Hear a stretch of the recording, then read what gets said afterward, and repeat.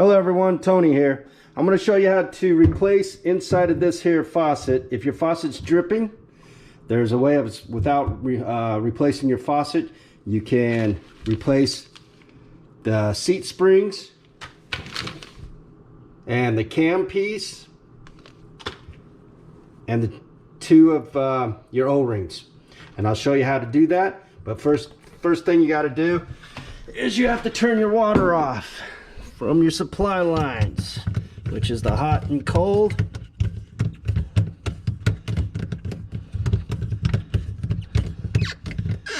That one there, it's the hot, and then you turn off the cold.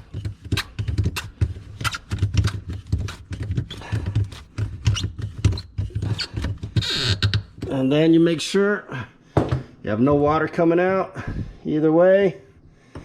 And there you go. Sorry about the shakiness. Then from here,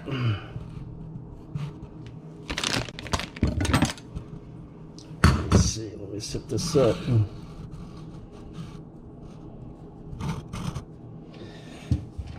Then you take the handle off.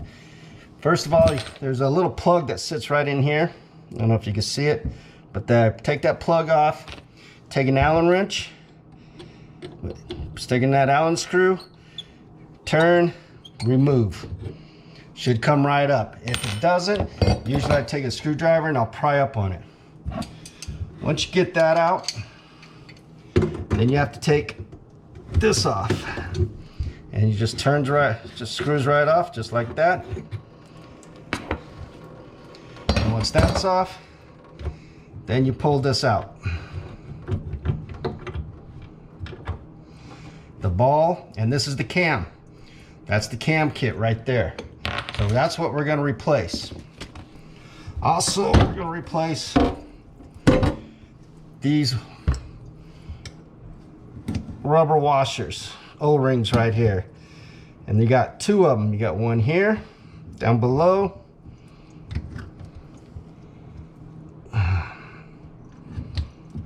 And sometimes they're pretty.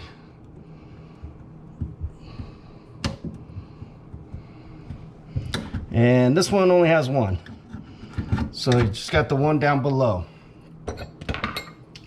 Once you get that off, and then you take the new one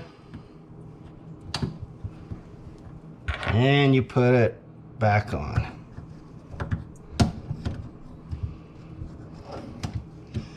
And then down inside, you have to take out the seat valve and the spring, and just get rid of those. Those are no good. And there should be one on either side, two of each. Take that out. Then you get the new ones, and you put the new ones in. Now the springs, it's going to be the large size in first, and it goes right down in there, and you do it on both sides, just like that. And then you take the new seat washers and you put those in there, and they should go in there nice and firm. Make sure they're down in there, make sure they're not all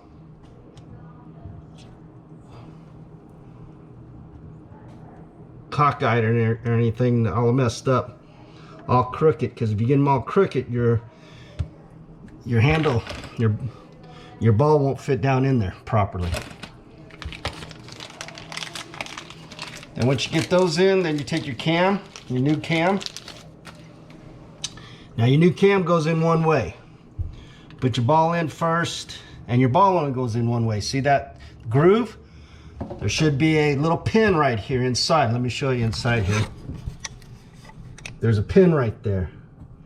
That groove sits right inside that pin, just like that. So, and then you take your cam, and your cam goes in one way also. There's another little groove right there. You see it? And that goes in there like that, just like that. Once you get that on, you put your faucet back on. Sorry about the... You get that on there, put the faucet back on, make sure your cam's down in there. And then you take this and you screw it back on.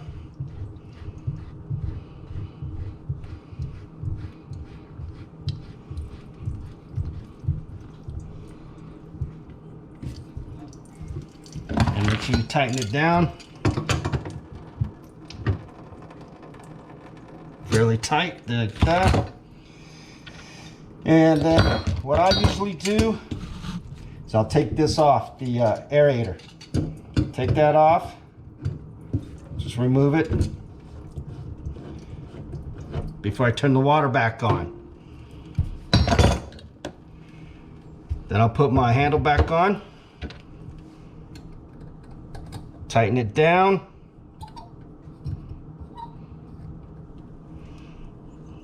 Fairly tight. Make sure it's not real tight, but snug, so don't come out.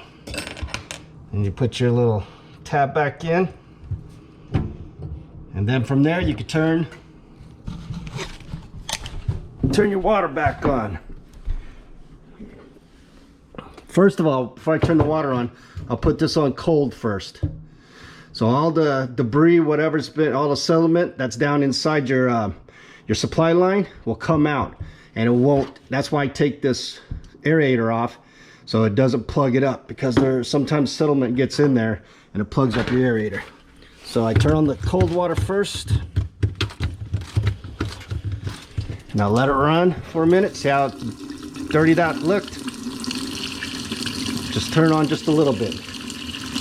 And then I'll turn on hot. And then I'll turn the hot water on and do the same as I did with the cold water. See how it came out dirty? And then it should be fine. And then you just go ahead and turn them all completely on.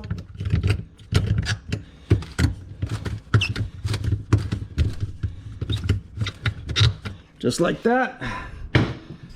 Once you get that on, you put your aerator back on.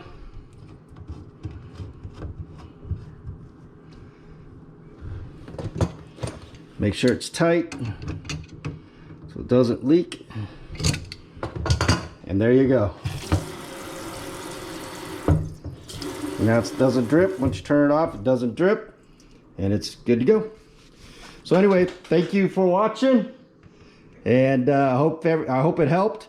So you don't. This is a good way of doing it without replacing the kitchen faucet. Anyway, hit the like, subscribe button. Appreciate you guys. Talk to you later. Bye.